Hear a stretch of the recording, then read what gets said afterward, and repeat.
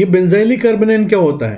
Benzylic कार्बोनाइन में stability किस तरह से डिसाइड की जाती है? या वो ऐसे कौन सी 5 कंडीशंस हैं जिसके बेसिस पे किसी भी बेंजाइलिक कार्बोनाइन की स्टेबिलिटी पे हाईली इंपैक्ट डेवलप होता है? Welcome to hello organic. मैं अनुराग जोशी और इस टाइटल वीडियो को इस तरह से डिजाइन किया गया है ताकि आप इस टॉपिक को बेसिक से एडवांस लेवल तक सीख सकते हो या फिर मेरे साथ रिवाइज कर सकते हो। तो जुड़े रहिएगा इस वीडियो में मेरे साथ। मिलते हैं एक छोटे से इंट्रो के बाद।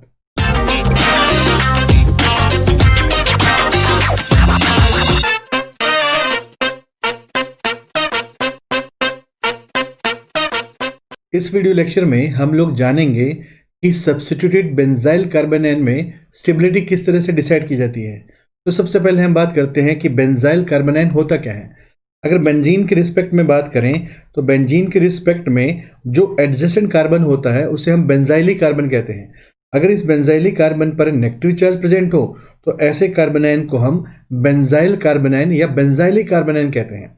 अगर इस नेगेटिव चार्ज के रिस्पेक्ट में बात करें तो ये नेगेटिव चार्ज बेंजीन के इस पाई बॉन्ड के साथ कंजुगेशन में होता है, क्योंकि नेगेटिव चार्ज इस पाई बॉन्ड से एक सिग्मा बॉन्ड के थ्रू सेपरेटेड होता है। इसलिए कंजुगेशन में होने के कारण अब बेंजीन इस पे -m इफेक्ट को ऑपरेट करती है।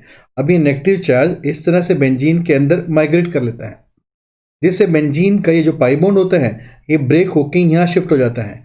इस कारण से इन दोनों कार्बन के बीच में यहाँ पे नए बॉन्ड की फॉर्मेशन हो जाती है और ये नेगेटिव चार्ज बेंजीन की इस ऑर्थो पोजीशन पर शिफ्ट हो जाता है।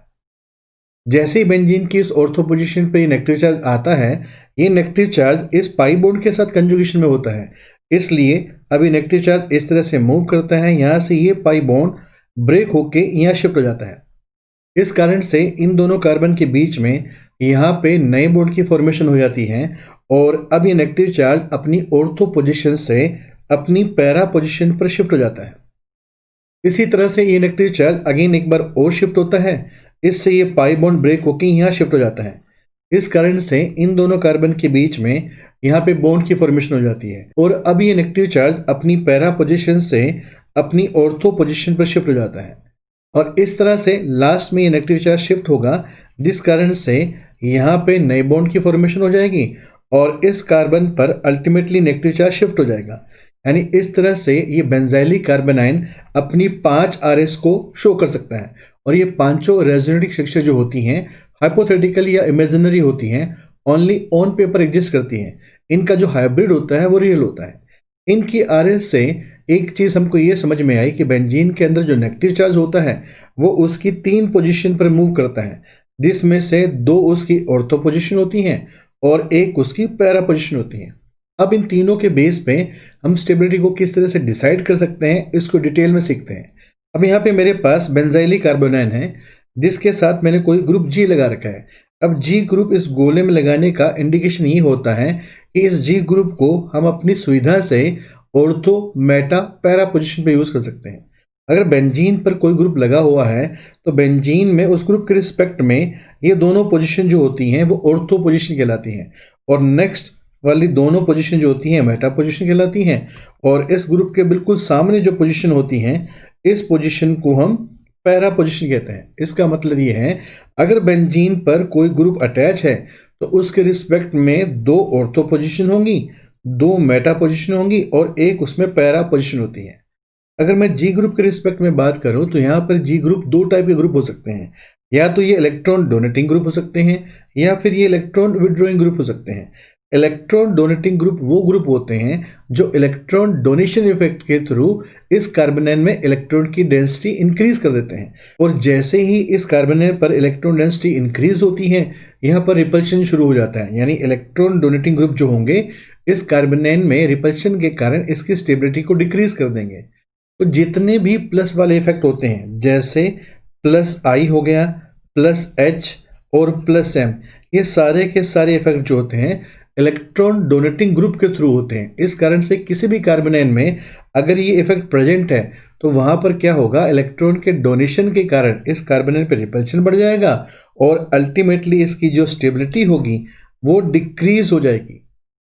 बिल्कुल इसका रिवर्स अगर मान लो G हमारे पास इलेक्ट्रॉन विड्रॉइंग ग्रुप है तो ऐसी कंडीशन में क्या करेंगे, ये इस कार्बोनाइन से इलेक्ट्रॉन को विड्रॉल करेंगे जिससे ये नेगेटिव चार्ज जो होगा वो ज़्यादा एरिया में डिस्पर्स हो जाएगा और इस कारण से इसकी स्टेबिलिटी इंक्रीज हो जाएगी।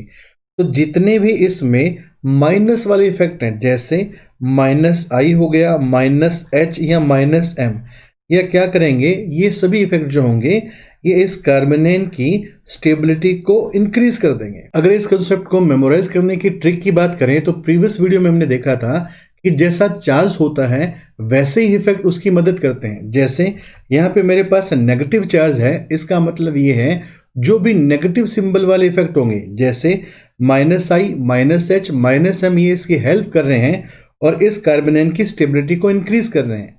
अब हम बात करते हैं उन 5 इंपॉर्टेंट फैक्टर्स की जिसके कारण बेंजाइलिक कार्बेनेन की स्टेबिलिटी पर हाईली इंपैक्ट डेवलप होता है। तो सबसे पहले हम बात करते हैं कंडीशन नंबर फर्स्ट। अगर मान लो मेरे पास जी कोई ऐसा ग्रुप है जो माइनस आई के साथ साथ माइनस एम इफेक्ट शो कर रहा है, जैसे nitro group, aldehyde group, keto group और नाइट्राइल ग्रुप, इनमें से कोई भी ग्रुप को हम एज्यूम कर सकते हैं। ये सभी ग्रुप जो होते हैं ये माइनस आई और माइनस एम कैटेगरी के होते हैं। क्योंकि माइनस आई और माइनस एम इफेक्ट जो होते हैं कार्बेनेन की हेल्प करते हैं और उसके इलेक्ट्रॉन को विड्रॉल करके चार्ज को डिस्पर्स कर देते हैं। इस कारण से ये उनकी स्टेबिलिटी को इंक्रीज कर देते हैं। एग्जाम्पल नंबर 1, इस एग्जाम्पल में मेरे पास 4 तरह के कार्बेनेन दिए गए हैं, जिसमें से पहले 3 कार्बेनेन में नाइट्रो ग्रुप की पोजीशन का डिफरेंस है। तो सबसे पहले हम बात करते हैं माइनस आई की। माइनस आई जो होगा इन तीनों में प्रेजेंट होगा क्योंकि इनमें नाइट्रो ग्रुप प्रेजेंट है और चौथे में माइनस आई एब्सेंट होगा। अगर माइनस आई की बात करें तो माइनस आई इफेक्ट जो होता है वो डिस्टेंस के इन्वर्सली प्रोपोर्शनल होता है। जहां डिस्टेंस कम होगा वहां पे माइनस आई ज्यादा डोमिनेट होगा।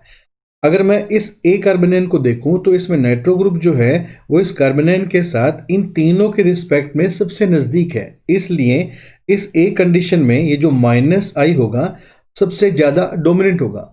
उसके बाद फिर ये मेटा में होगा और पैरा में ये सबसे कम हो जाएगा क्योंकि पैरा में नाइट्रो ग्रुप और इस कार्बेनेन के बीच में सबसे ज्यादा डिस्टेंस होता है। Nitro group minus M effect भी शो कर सकते हैं। तो अब हम बात करते हैं माइनस एम इफेक्ट की। माइनस एम इसमें भी शो होगा, माइनस एम इसमें भी शो होगा, बट फोर्थ में नाइट्रो ग्रुप के एब्सेंस के कारण माइनस एम इफेक्ट शो नहीं होगा। सबसे इंपॉर्टेंट बात, अगर मैं बी कार्बोनेन की बात करूं तो इसमें नाइट्रो ग्रुप जो है अपना माइनस एम इफेक्ट शो नहीं कर सकता। अब ये अपना माइनस एम इफेक्ट क्यों शो नहीं कर सकता, इसको हमने प्रीवियस वीडियोस में डिटेल में देखा था कि अगर कहीं भी नेगेटिव चार्ज बेंजीन के अंदर माइग्रेट करता है तो वो उसकी 3 जगह पे माइग्रेट करता है, जिसमें से 2 ऑर्थो होती हैं, 1 पैरा पोजीशन होती है। चूंकि ये नेगेटिव चार्ज जो है कभी भी नाइट्रो ग्रुप के रिस्पेक्ट में उसके एडजेसेंट कार्बन पे नहीं आता है। अगर ये एडजेसेंट कार्बन पे आता तो नाइट्रो ग्रुप के पाई बॉन्ड के साथ ये कंजुगेशन में होता, क्योंकि इस वक्त ये नेगेटिव चार्ज 2 सिग्मा बॉन्ड के थ्रू इस नाइट्रो ग्रुप के पाई बॉन्ड से सेपरेटेड है, यानी कि ये नेगेटिव चार्ज कहीं भी नाइट्रो ग्रुप के साथ कंजुगेशन में नहीं है।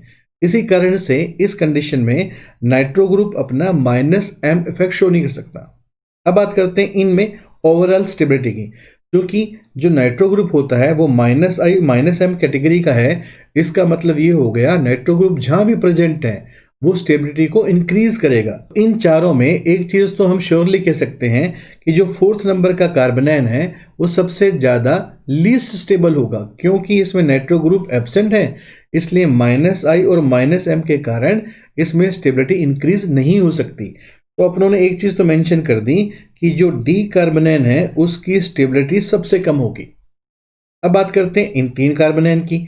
इन 3 कार्बोनाइन में उनकी स्टेबिलिटी सबसे ज्यादा होगी, जिसमें माइनस आई और माइनस एम दोनों है। जैसे इसमें माइनस आई माइनस एम दोनों है, इसमें भी माइनस आई माइनस एम दोनों है, बट इस बी कार्बोनाइन में केवल माइनस आई है। इसका मतलब ये है ए कार्बोनाइन और सी कार्बोनाइन में दो इफेक्ट हेल्प कर रहे हैं, जबकि बी कार्बोनाइन में केवल एक ही इफेक्ट हेल्प कर रहा है और वो भी माइनस आई है। इस कारण से इन तीनों में अब जो बी होगा वो लेस स्टेबल हो जाएगा। तो अपनों ने यहां मेंशन कर दिया कि अब यहां पे बी आएगा, करेक्ट है। अब बात करते हैं ए और सी की। इस ए कार्बोनाइन में और सी कार्बोनाइन में दोनों में नाइट्रो ग्रुप का मेसोमेरिक इफेक्ट प्रेजेंट है, और प्रीवियस वीडियोस में हमने देखा था कि जो मेसोमेरिक इफेक्ट होता है वो डिस्टेंस इंडिपेंडेंट होता है। इसका मतलब क्या हुआ, इसका मतलब ये है कि ऑर्थो पोजीशन से नाइट्रो ग्रुप जितना भी मेसोमेरिक इफेक्ट ऑपरेट करेगा उतना ही मेसोमेरिक इफेक्ट पैरा पोजीशन से भी ऑपरेट करेगा। या मैं ऐसा कह दूं, इस ऑर्थो पोजीशन और पैरा पोजीशन को मैं -m के बेस पे डिस्टिंग्विश नहीं कर सकता कि इसमें से कौन ज्यादा स्टेबल है। अब मुझे इनका -i कंसिडर करना पड़ेगा। -i चूंकि इसमें ज्यादा है क्योंकि नाइट्रो ग्रुप इस ऑर्थो पोजीशन से ज्यादा इफेक्टिवली इलेक्ट्रॉन को विड्रॉल कर पाएगा क्योंकि वो ज्यादा नजदीक है। इस कारण से ए और सी में ए जो है वो ज्यादा स्टेबल होगा। तो अपनों ने यहां मेंशन कर दिया कि ए जो होगा वो सी से ज्यादा स्टेबल होगा। तो ये इस एग्जांपल का ओवरऑल ऑर्डर आ गया जिसमें से ए कार्बोनाइन मोस्ट स्टेबल होगा और डी कार्बोनाइन इस सीरीज का लीस्ट स्टेबल होगा। कंडीशन नंबर सेकंड, अगर मान लीजिए जी मेरे पास कोई ऐसा ग्रुप है जो +i के साथ साथ +h इफेक्ट को शो कर सकता है। जैसे कोई हमारे पास एल्काइल ग्रुप हो, एल्काइल ग्रुप किन किन कंडीशन में +h इफेक्ट को शो करता है इसको हमने डिटेल में प्रीवियस वीडियोस में डिस्कस किया था। तो बात करते हैं एग्जाम्पल नंबर सेकंड की। यहाँ पे मेरे पास टोटल 4 तरह के कार्बोनाइन दिए गए हैं।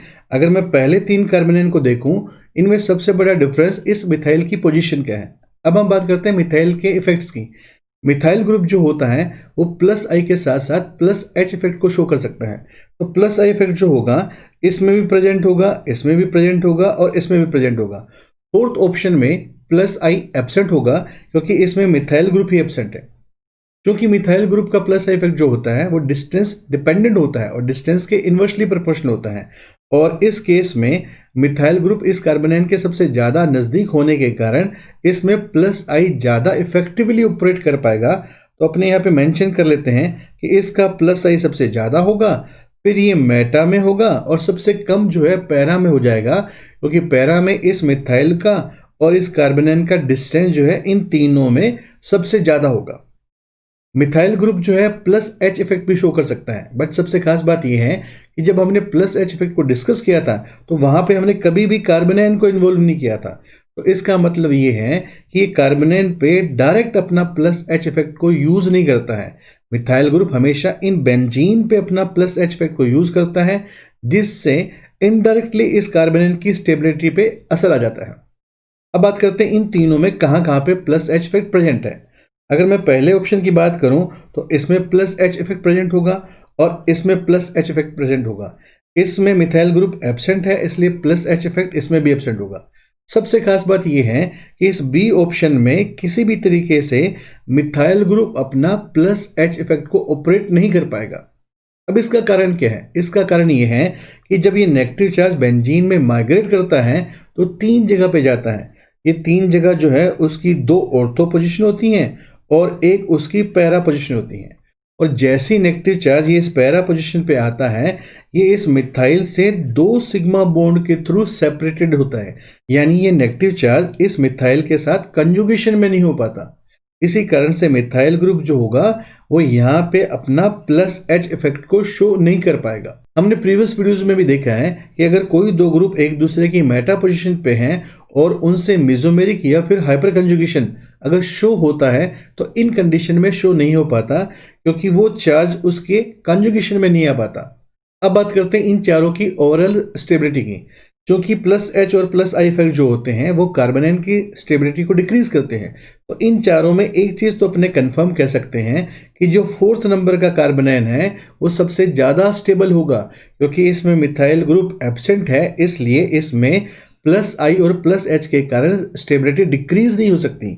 तो इन चारों में से जो सबसे ज्यादा स्टेबल होगा वो हमारे पास डी कार्बोनाइन आ जाएगा। अब बात करते हैं इन तीनों कार्बोनाइन की।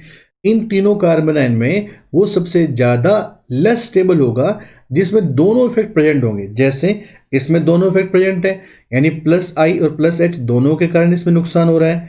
इसमें दोनों इफेक्ट प्रेजेंट है क्योंकि इसमें भी +i और +h के कारण नुकसान हो रहा है। अगर मैं इस कार्बोनाइन की बात करूं तो इसमें केवल +i इफेक्ट प्रेजेंट है, इस कारण से इस कार्बोनाइन में +i के कारण नुकसान हो रहा है। अपने कह सकते हैं कि इन तीनों में इसमें सबसे कम नुकसान हो रहा है, इसलिए जो बी कार्बोनाइन है इन तीनों में ज्यादा स्टेबल होगा।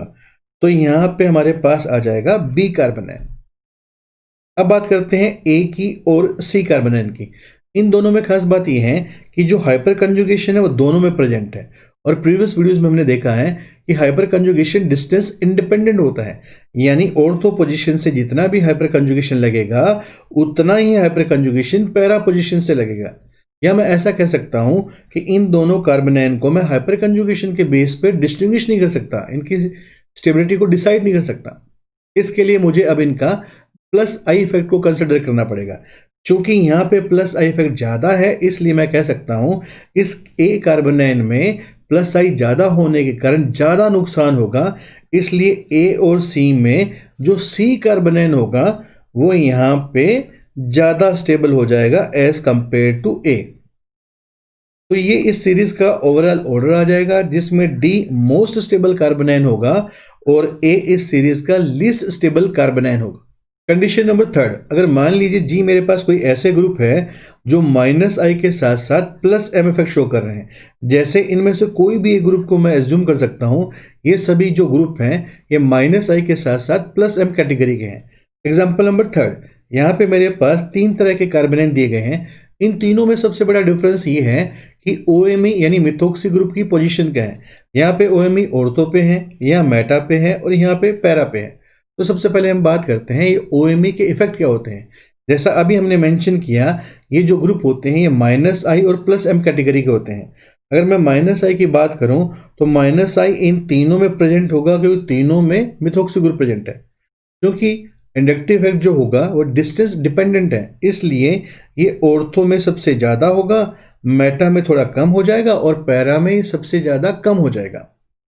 अगर मैं प्लस एम की बात करूं तो प्लस एम जो होगा इसमें भी होगा और इसमें भी होगा। सबसे खास बात यह है कि प्लस एम इसमें ऑपरेट नहीं होगा।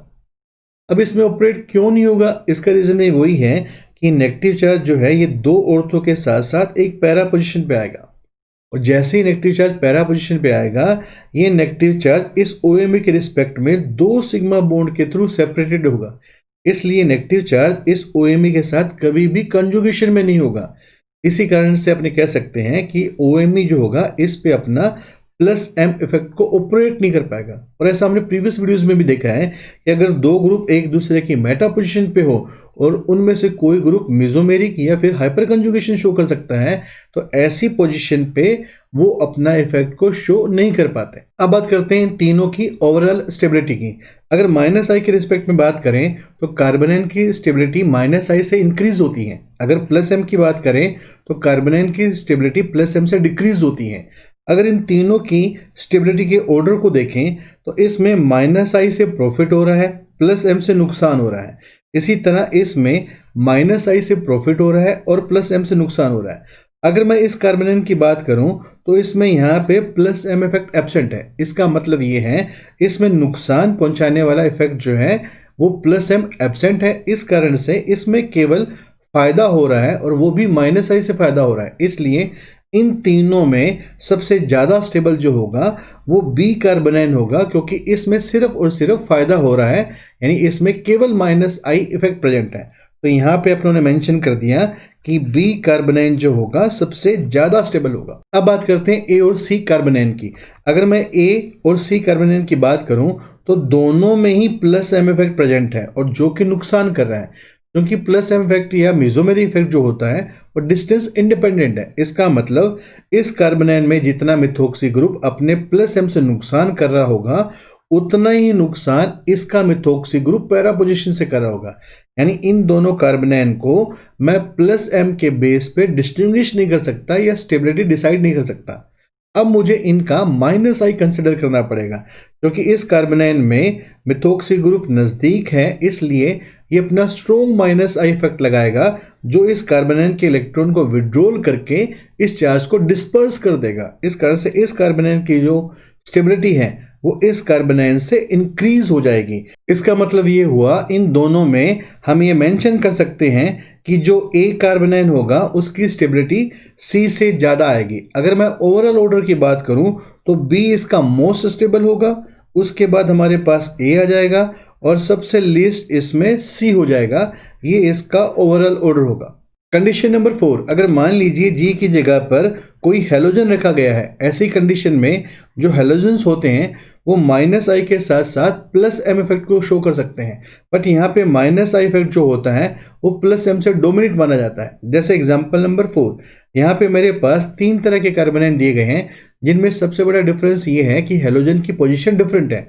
इसमें हेलोजन ऑर्थो पे है, इसमें मेटा पे है और इसमें पैरा पे है। तो ऐसे एग्जाम्पल में जहाँ पोजीशन का डिफरेंस हो, हमको हेलोजन का माइनस आई ही कंसिडर करना है। जैसे माइनस आई जो होगा इन तीनों में ही प्रेजेंट होगा, क्योंकि माइनस आई जो होता है डिस्टेंस डिपेंडेंट होता है और डिस्टेंस के इनवर्सली प्रोपोर्शनल होता है। इसलिए ये हेलोजन इस ऑर्थो पोजीशन से स्ट्रॉन्ग माइनस आई को ऑपरेट कर पाएगा, क्योंकि हेलोजन यहाँ सबसे ज़्यादा नज़दीक है। उसके बाद ये मेटा पोजीशन पे होगा और सबसे कम ये पैरा पोजीशन पे हो जाएगा, क्योंकि पैरा पोजीशन में इस हेलोजन और इस कार्बोनाइन के बीच में सबसे ज़्यादा डिस्टेंस होगा। अगर मैं इन तीनों की ओवरऑल स्टेबिलिटी की बात करूं तो इसमें सबसे ज़्यादा स्टेबल कौन होगा? सबसे ज़्यादा स्टेबल वो होगा जिसमें माइनस आई स्ट्रोंग लग रहा है, ताकि वो इस हेलोजन से इस कार्बोनाइन के इलेक्ट्रॉन को विड्रॉल करेगा और नेगेटिव चार्ज डिस्पर्स होने के कारण इस कार्बोनाइन की स्टेबिलिटी इंक्रीज हो जाएगी।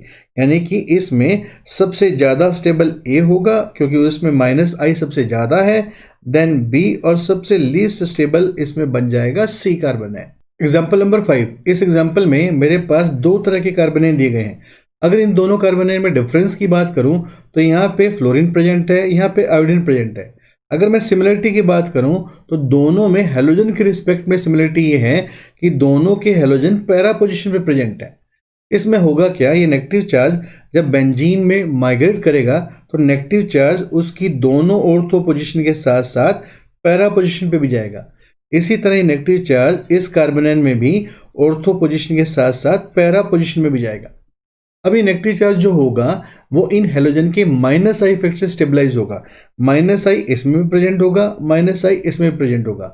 क्योंकि फ्लोरीन का माइनस आई इफेक्ट ज़्यादा होता है, क्योंकि फ्लोरीन की इलेक्ट्रॉन नेगेटिविटी आयोडीन से ज़्यादा है, इसलिए अपने यहाँ मेंशन कर लेते हैं इसका माइनस आई इफेक्ट ज़्यादा है। बट सबसे खास बात यह है कि नेगेटिव चार्ज जैसे ही इस कार्बन पे आया होगा, ये फ्लोरीन और आयोडीन के साथ कंजुगेशन में आ गया होगा। अब यहाँ पे खास बात यह है कि फ्लोरीन के पास एम्प्टी ऑर्बिटल एब्सेंट होता है, जबकि आयोडीन के पास एम्प्टी ऑर्बिटल प्रेजेंट होता है।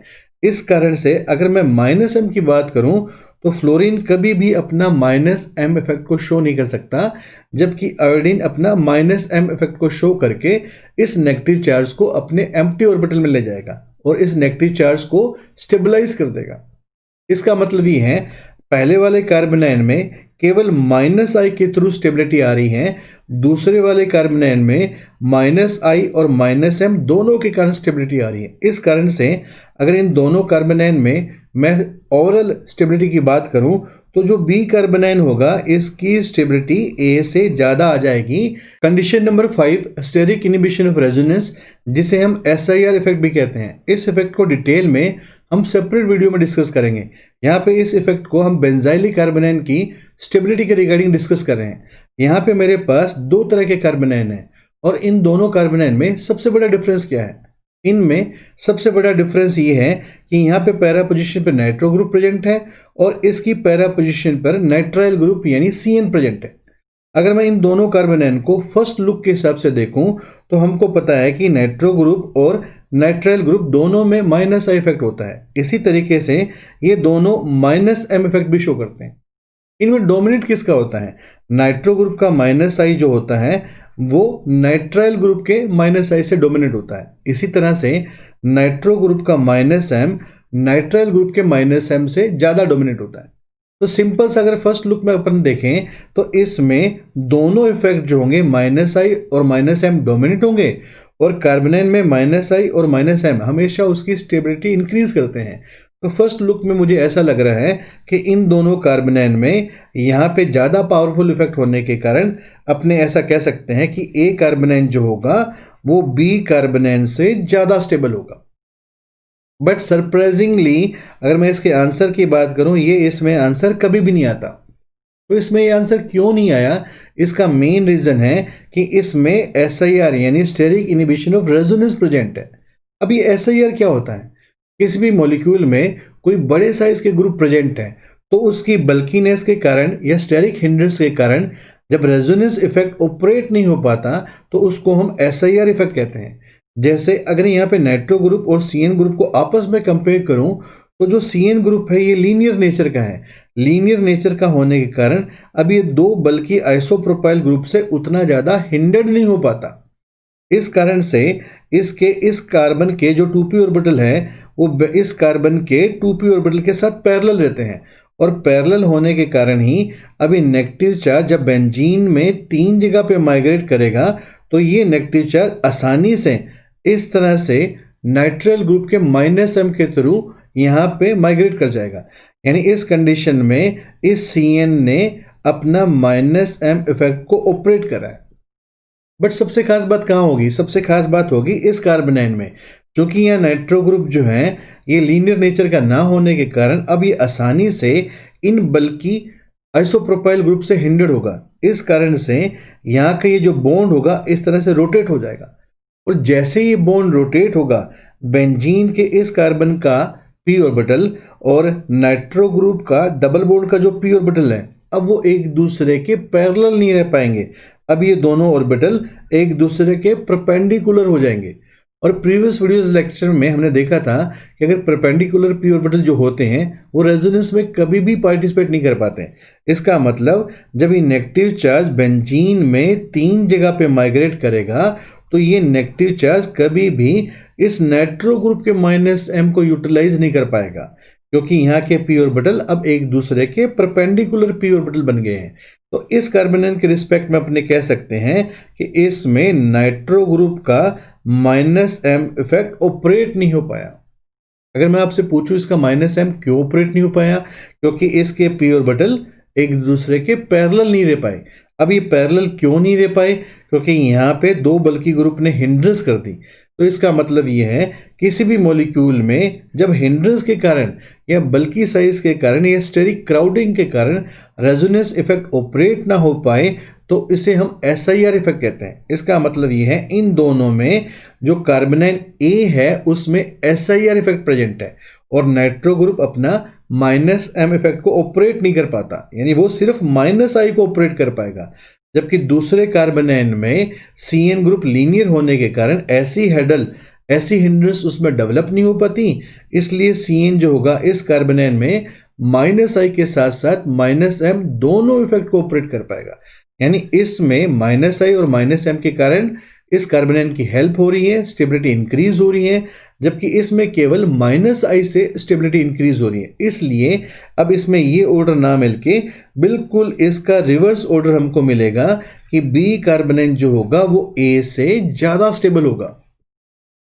तो गाइज आई होप इस वीडियो लेक्चर के थ्रू आपने बहुत अच्छे से सीखा होगा कि बेंजाइलिक कार्बोनाइन में किन किन फैक्टर्स को ध्यान में रख के या किन किन कंडीशंस को ध्यान में रख के स्टेबिलिटी को डिसाइड किया जाता है। अगर आपको मेरे वीडियोस अच्छे लग रहे हैं और आपको मटेरियल रेलेवेंट लगता है तो प्लीज़ मेरे चैनल को सब्सक्राइब करिए और इन वीडियोस को ज़्यादा से ज़्यादा शेयर करिए। तो मिलते हैं अगले वीडियो लेक्चर में। Till then take care, bye bye.